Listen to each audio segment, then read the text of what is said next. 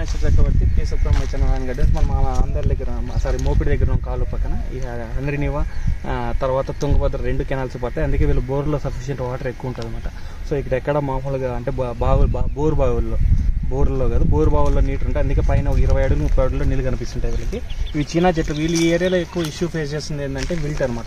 ఈ 3-4 ఇయర్స్ నుంచి మామూలు వర్షాలు ఎక్కువయ్యేసరికి మామూలుగా ఈ ఎర్నాలు ఏంటంటే జౌకులు ఎక్కువైతాయి. ఆ జౌకులు ఎక్కువయ్యేసరికి వీళ్ళకి విల్టింగ్ అనేది ఎక్కువైపోయింది. సో దానికి మామూలు ఇక్కడికి వచ్చిన నాకు 2-3 సంవత్సరాలు కనిపించినాయి. కొంచెం ఏంటంటే డిప్పర్ అనేది చాలా వేరు దగ్గరకు ఉంది. సో అది మార్చుకోవాలి. ఇంకోటి ఏంటంటే మామూలు చెట్లు ఎక్కువ చనిపోతున్నాయి అనమాట. ఒక 100 చెట్ల వరకు పోయినాయి. మామూలుగా మనము దానిలో సక్సెస్ అయినట్టు సజెస్ట్ చేశాను నేను. చూద్దాం ఒకసారి. న్యూరో కాంబిన్ అంటే క్లోరోఫైబర్, థైమోల్ సాల్ట్, దాంతోపాటు బ్లైటెక్స్, ఇంకా వాంపు కలిపి పోస్తున్నారు. చూద్దాం ఒకసారి. మళ్ళీ ఇంకోటి ఏంటంటే నేనన్నా ఇంకో కొంచెం బెటర్ తీసుకురావడానికి నేనైతే ట్రై చేస్తాను. అదైతే నేనేంటంటే మీరు వేరే అంకుల్ ఉంటారు 35 ఇయర్స్ చెప్పాను. అంకుల్ కూడా ఒకసారి కన్సల్ట్ అయ్యి నీకు అనుకొని చెప్తాను ఏంటి సొల్యూషన్ ఏంటి. ఎందుకంటే మనము రైతుల దగ్గర నేర్చుకోవాల్సింది చాలా ఉంటుంది. మనం ఏంటంటే మనకి అంతే అందం కాదు కానీ అది విషయము. చెట్లు అయితే కూడా బాగున్నాయి. కాయ కూడా నీరు చెట్లలో వాళ్ళ లోడ్ ఎక్కువ ఉంది. దీనిలో కూడా కొన్ని చెట్లకి ఎక్కువ ఉంది, కొన్ని చెట్లకు తక్కువ ఉంది.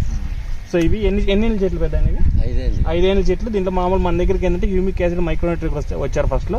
బాగుందని సరి చెప్పాడు భరత్ అన్న, బాగా రిజల్ట్ ఉంది నాకైతే కనిపించింది, అందుకోసమే అందరం వస్తున్నామని చెప్పాడు నాతో మొన్న.